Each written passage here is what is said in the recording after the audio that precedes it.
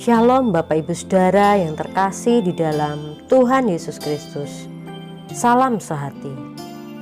Pembacaan renungan kita malam hari ini masih belajar dari bangsa Amalek. Judul renungan kita adalah Teroris pada zamannya.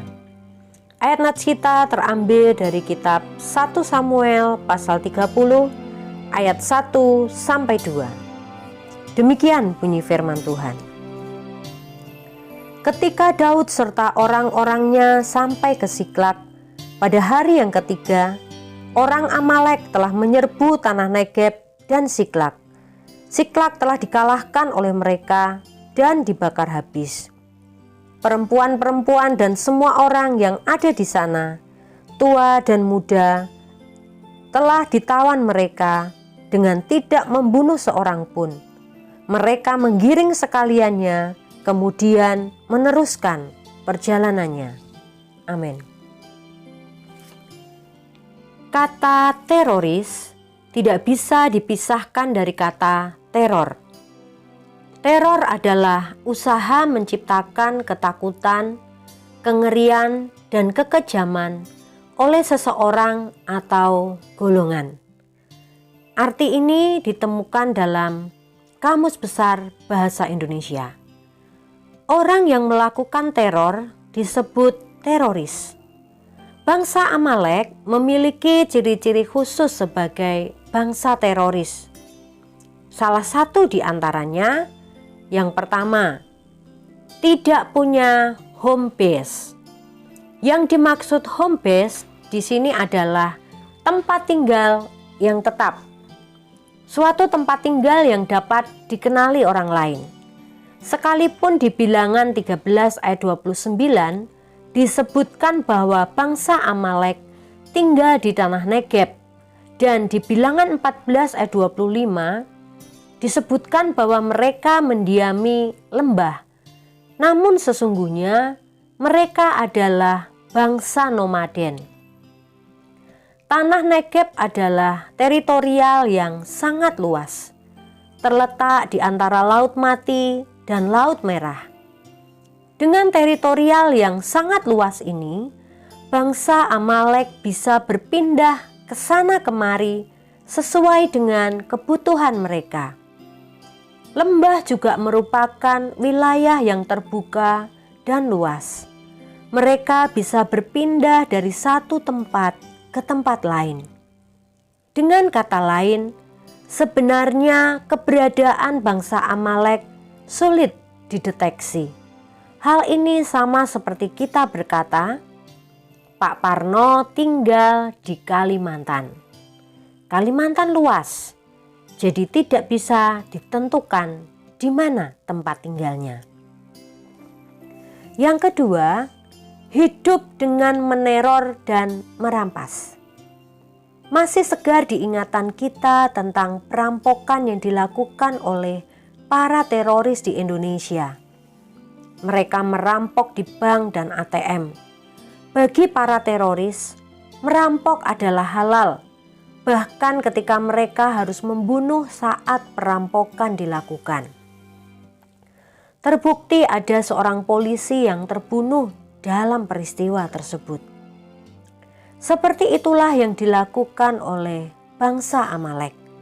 Sebagai bangsa nomaden, bangsa Amalek tidak mengolah tanah yang mereka diami untuk bertahan hidup. Tetapi sebenarnya ada kegiatan positif yang bisa mereka lakukan. Mereka bisa menjadi pemburu dan peramu.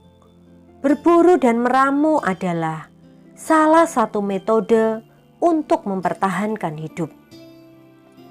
Metode ini paling populer dilakukan oleh bangsa-bangsa nomaden. Mereka berpindah-pindah mengikuti musim tumbuh liar dan hewan buruan. Mereka juga bisa menjadi penggembala. Namun sayangnya, bangsa Amalek justru melakukan kegiatan yang merugikan orang lain, yaitu meneror dan merampas. Tindakannya pun tak kalah sadis dibandingkan dengan teroris zaman modern. Mereka menyerang orang lemah. Mereka membakar kota dan menawan perempuan-perempuan. Sekali-sekali bangsa Midian juga bertindak seperti bangsa Amalek. Tetapi yang disebut teroris sejati zaman itu adalah bangsa Amalek. Menghadapi masalah teroris, ada 3 hal yang bisa kita lakukan, yaitu pertama, memohon perlindungan Tuhan. Kedua, waspada supaya tidak menjadi korban. Dan yang ketiga, waspada supaya tidak meniru perbuatan para teroris. Ketika kita meneror orang lain, mungkin melalui SMS atau berita-berita busuk, sesungguhnya sebagian dari tindakan teroris sudah kita tiru. Ketika kita merampas hak orang lain dan tentu saja korupsi, maka kita sudah bertindak seperti teroris. Oleh sebab itu, waspadalah, jaga hati dan tindakan kita supaya dijauhkan dari sifat teroris yang jahat. Tidak ada teroris yang membela Tuhan, karena pada dasarnya tindakannya melawan kehendak Tuhan dan merugikan orang-orang di sekitarnya. Demikian pembacaan renungan kita malam hari ini. Kita akan akhiri di dalam doa. Ya Tuhan, kami berlindung kepadamu, supaya kami bukan saja terhindar dari tindakan teroris, tetapi juga kami terhindar dari pengaruhnya. Kami juga tidak meniru tindakan-tindakan teroris, tidak merampas hak orang lain, tidak meneror orang lain dengan SMS ataupun berita-berita yang tidak baik. Tuhan, lindungilah kami, jagailah kami dari hal yang sedemikian. Terima kasih ya Tuhan. Hanya di dalam nama Tuhan Yesus Kristus kami sudah mengucap syukur dan berdoa.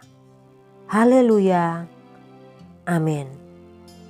Tuhan Yesus memberkati Bapak, Ibu, Saudara semuanya. Salam sehati.